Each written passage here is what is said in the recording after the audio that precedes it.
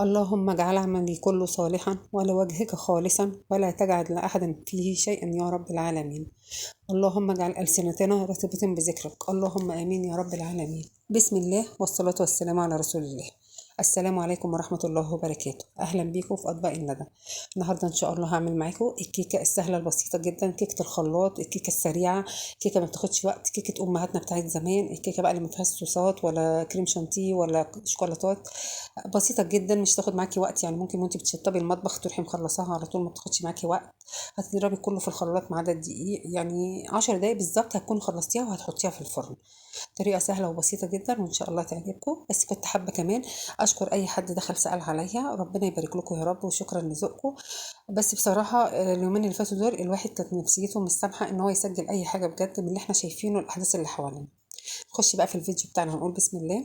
عندي هنا كوباية ونص سكر، كوباية إلا ربع سمنة على زيت، كوباية لبن دافي، ذرة ملح، معلقة خل، فانيليا، ربع كوباية نشا، معلقتين كاكاو، 4 بيضات، وعندي كوبايتين وربع دقيق. وإن شاء الله هسيب لكم المقادير في صندوق الوصف لو أنا بقول المقادير بسرعة، وهقولها تاني وأنا شغالة. كوبايتين وربع دقيق وهحط عليهم ربع كوباية نشا، يبقى كل المواد الجافة اللي أنا حطيتها كوبايتين ونص على بعض. 2 وربع دقيق وربع نشا. النشا بتديها طراوة كده وما بتخليهاش يعني تقيلة عليكي برضه. وعندي كيس كيك شيف فتحته كده بسم الله، حطيته على كوبايتين وربع الدقيق، واحط ربع كوبايه النشا، وهنخل كله. الدقيق كل ما تنخليه كل ما بيبقى داخل جواه الهواء، فبيديكي طراوه في الكيك كده وما يخليهاش مكتومه معاكي. يعني الدقيق نخليه مرتين 3 مش مشكله، كل ما تنخليه اكتر كل ما هيبقى احلى. ذره ملح، ذره الملح دي سنه وكمان بتعادل السكر بتاعك، ما تخلوش يعني مسكر قوي، تخليش الكيك مسكر معاكي قوي. السكر كمان ممكن تزوديه او تقلليه حسب ما بتحبي. انا حاطه كوبايه ونص، ممكن تحطي لغايه كوبايتين وممكن تقلليها لغايه كوبايه، بتبقى حلوه برضو. انا كده حطيت المواد الجافه لوحدها وركنتها، هبقى اقلبها في الاخر. عندي هنا بقى في الخلاط هنزل بكوبايه اللبن كده بسم الله. يا ريت كوبايه اللبن تكون دافيه، مش بحراره المطبخ، تكون دافيه شويه كمان. اللبن لما يبقى دافي هيديكي نتيجه احلى. بس برضو مش مشكله، بس اهم حاجه ما يكونش يعني مطلعاه من التلاجة. عندي 4 بيضات، البيض برضو بدرجه حراره المطبخ، مش كتير 4 بيضات لان الصينيه بتاعتي كبيره اللي هي 30 في 40، مش عاملاها في صينيه صغيره. تكسري بيضه بيضه بقى، يعني مستحب انك تكسريه بالذات واحنا في الحر كده في بوله، عشان لو واحده بايظه ما تبوظش معاكي بقيه المقادير كلها. طبعا لو لقيتي حاجه بايظه هتستبعديها، انما لو كسرتي في الخلاط على طول، لو واحده طلعت بايظه هترمي كل المقادير اللي انت حطيتيها في الخلاط. ال- البوله كانت وقعت من ايدي، كنت حابه اقول لكم برضو ان في حته ما مسحتهاش هجيبها لكم. لو وقع منك البيض بالذات وزفرت البيض ما بتطلعش من فوط المطبخ او من اي حاجه بتمسحي بيها في المطبخ، وقع منك بيض بمنديل مطبخ كده على طول وتمسحيه. انا حبيت اوريكم برضو ان انا مسحت اللي وقع مني بمنديل مطبخ. هنزل كمان بالسكر. طب انا ما نزلتش بالسكر في الاول خالص عشان ما يوقفش معايا السكينه بتاعه الخلاط. نزلت بالمواد السائله الاول وبعدين نزلت عليهم بالسكر. احط معلقه الخل كمان بسم الله.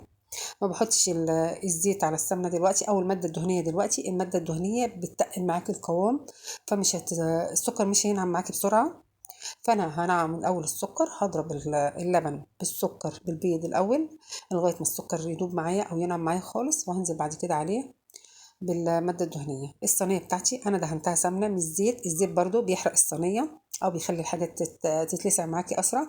دهناها دهنة بسيطة سمنة كده وبطنتها بعد كده بالدقيق. دي طبعا عملتها قبل ما ابتدي. الفرن بتاعك مشغلاه على 180. لو اللي هو الفرن بالكهرباء أنا مشغلاه فوق وتحت، لو الفرن العادي تشغليه تحت بس. انا حبيت اوريكم ان انا كده السكر معايا داب خالص، ولون حتى اللبن بالبيض اتغير بقى اللون الكريمي الفاتح كده. هنزل بالماده الدهنيه بتاعتي. حابه تعملي الكيكه بسمنه بس بتبقى اجمل بصراحه، حابه تعمليها بزيت بس بتبقى اخف. انا كانت ماما الله يرحمها بتعملها بسمنه، بس انا دلوقتي بقيت اعمل سمنه على زيت. 3/4 كوبايه زي ما قلت لكم. انا برضو وانا شغاله معاكم هفضل اعيد في المقادير تاني، وان شاء الله هسيبها لكم في صندوق الوصف. انا كده خلاص كله اختلط مع بعضه. هجيب الدقيق بتاعي اقلبه، انا ما قلبتوش في الاول. دول كوبايتين وربع دقيق عليهم ربع كوبايه النشا وذره الملح وكيس الكيك شيف. ما تنزليش بالسائل على الدقيق لان الدقيق انواع، ممكن الدقيق بتاعك يطلع كتير، يعني انا ممكن ما احطش كوبايتين ونص دقيق، احط اقل. فانت لو حطيتيهم هتضطري تزودي حاجه فهتبوظي المقادير بتاعتك. انا نزلت بالمقادير بتاعتي السايله في بوله تانية، وهنزل بالدقيق بس مش كله. هقلب. انا خليت حوالي ربع كوبايه عشان لو ما احتجتهاش.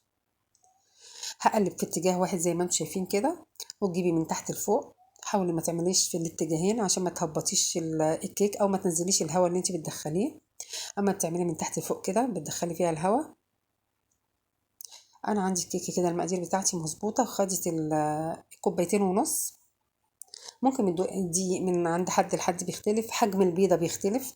البيضه برضو لما بتبقى كبيره بتاخد كميه دقيق اكتر، البيض لما بيكون صغير بتبقى مش محتاجه دقيق كتير.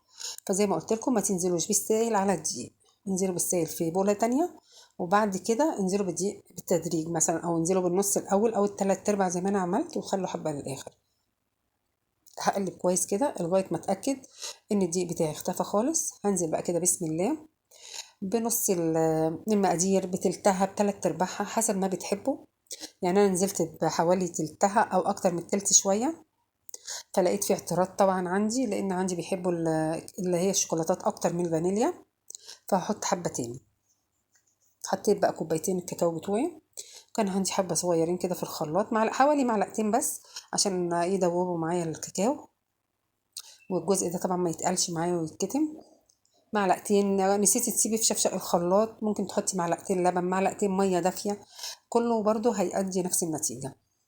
هقلب كويس كده واتاكد ان الكاكاو اختلط بالكيكه بتاعتي كلها. الكاكاو ده كاكاو خام مش مسكر او مش محلى. هحط شويه من الكيك كمان زي ما قلت لكم كده. هقلب بقى كويس، وزي ما قلت لكم انا مخليه الفرن على 180.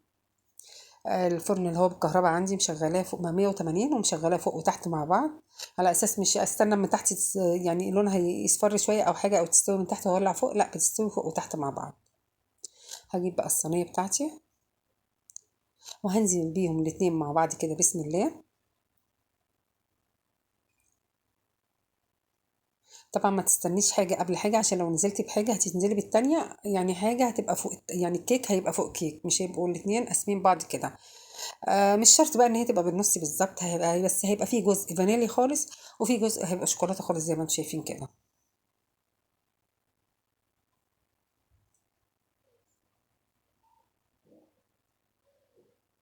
انا كده فضيتهم بقى الاتنين زي ما انتم شايفين. هخبط الصينيه بقى كده خبطتين على على الرخامه بتاعتي، عشان لو في هوا ولا حاجه يخرج. بسم الله كده. خبطتين كده، ما تخافيش مش هتعمل حاجه، زي ما انتم شايفين فيها فقاعات كده على الوش، لان انا يعني عملتها كذا مره، قلبتها كويس ودخلت فيها الهواء. ده شكلها بعد ما طلع. طبعا الكاميرا مغمقاها شويه مش عارفه ليه، ولما بردت غمقت كمان، بس هي بصراحه كان لونها فاتح والله خالص. ده شكلها. اسيبها بقى تبرد شويه وهبتدي اقطعها. طبعا انتي مبطنه الصينيه، فمتاكده ان الكيك بتاعك هيطلع معاكي مش هيلزق في الصينيه ولا حاجه. وزي ما قلت لكم بنبطن الصينيه بنص معلقه سمنه او ربع معلقه سمنه كمان، يعني حاجه بسيطه جدا من السمنه، وعليها رشه دقيق بتبدريها بيها كده، تضمني ان الكيكه بتاعتك ما تلزقش خالص. لما تدفع الكيك، يا تسيب الفرن موارب عليها شويه، يا تخليها في الفرن، يعني بتسيبيها في الفرن حوالي 5 دقايق، ما تطلعيهاش على طول من السخن للساقع، بتهبط برضو معاكي لما تخرجيها من الفرن على طول. انا بطفي عليها وبسيب الفرن موارب حوالي 5 دقايق، وبعد كده بخرجها. طرية وهشة وجميلة، وفعلا بتفكرنا بكيكات زمان اللي احنا يعني يعتبر نسيناها وما بقناش نعملها كتير. معظم الولاد دلوقتي عايزين الحاجة اللي عليها شوكولاتات، عليها كراميل، عليها كريم شانتيه، نسيوا الحاجات دي خالص. هطلع بقى معاكم كده حتة بسم الله.